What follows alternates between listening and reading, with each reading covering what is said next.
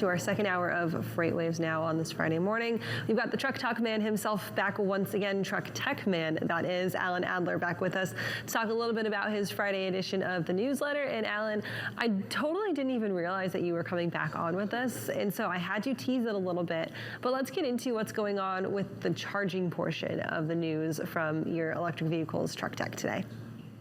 Well, it's kind of funny, Kaylee, that we talk about charging this hour because you talk about trucks and you can't have one without the other, right? Mm-hmm. So it's kind of serendipitous that that's where we're at this morning. Last week at the Advanced Clean Transportation Expo in California, I had a chance to catch up with David Finn, who is a co-founder, and I love this title, Chief Vision Officer for a company called Tritium.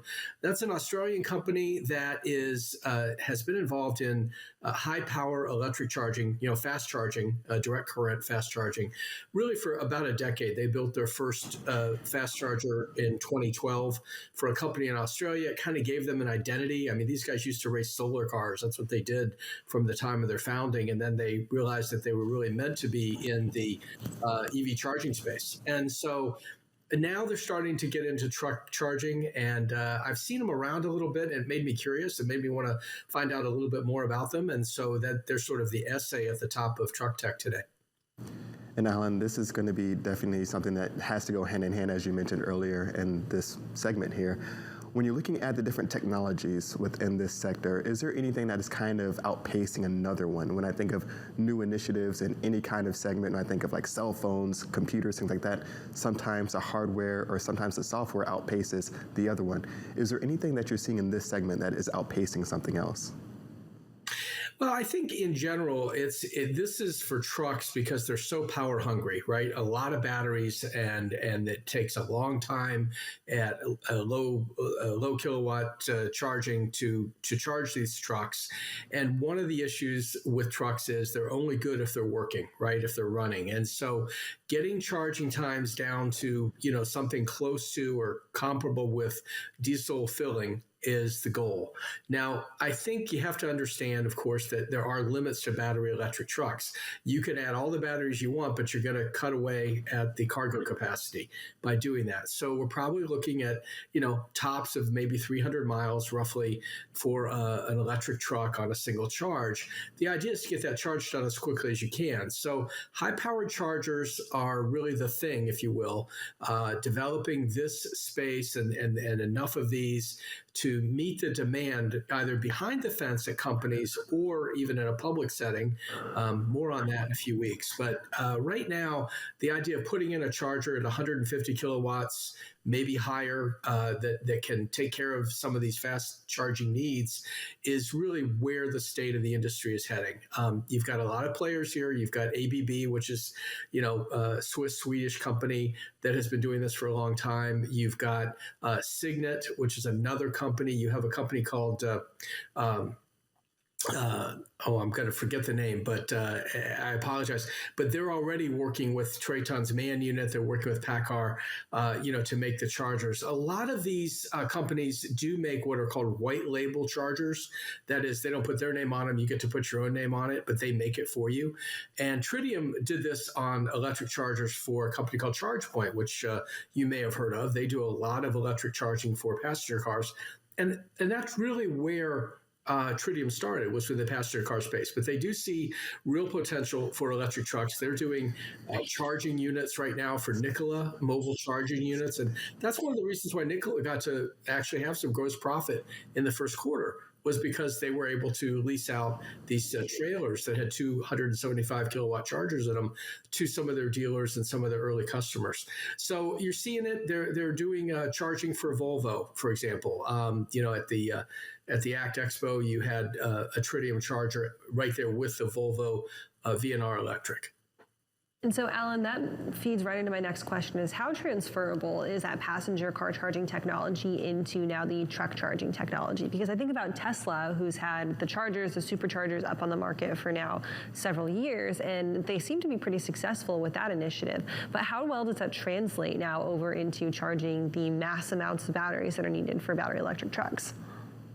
Well, the technology is pretty much the same. It's really just a question of how much can you do in a certain in a certain charger. So the thing about Tesla is they are not compatible with most of the vehicles that are out there. The Tesla charging network is for Teslas. It's really not.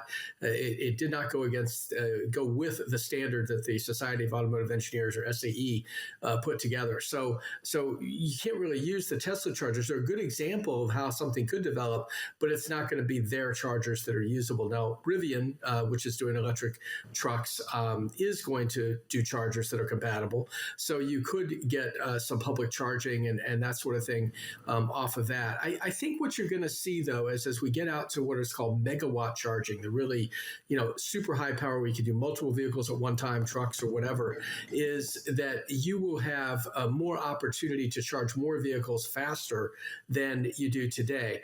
The difference with trucks and passenger cars on an electrification standpoint is that, by and large, passenger cars need public charging more than trucks do. Trucks follow one route typically, especially if they're doing regional pickup and delivery or drayage. They go one place, they go to another, and then they go back to the same place again. Passenger cars, because they're really vehicles of freedom, if you will, don't do that. And so they need more public charging. And I think the appealing thing for Tritium and others getting into truck charging is that they're going to be building it in a location where it'll be used, as I said earlier, either behind the fence or, where a number of companies can use it at one time. And Alan, I understand these are big, strong, powerful batteries.